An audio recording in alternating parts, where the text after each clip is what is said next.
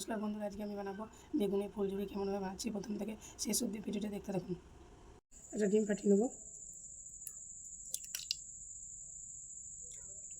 লঙ্কা গুঁড়ো দিয়ে দেবো, হলুদ গুঁড়ো দিয়ে দেবো, নুন দিয়ে দেবো, আদা রসুন বাটা দিয়ে দেবো। এটা ভালো করে ফেটিয়ে নেবো।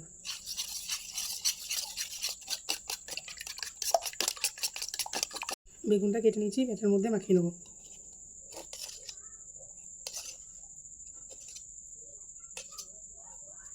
কর্নফ্লাওয়ার দিয়ে দিচ্ছি, বিস্কুটের গুঁড়ো দিয়ে দিচ্ছি, ময়দা দিয়ে দিচ্ছি, ভালো করে মাখিয়ে নেবো।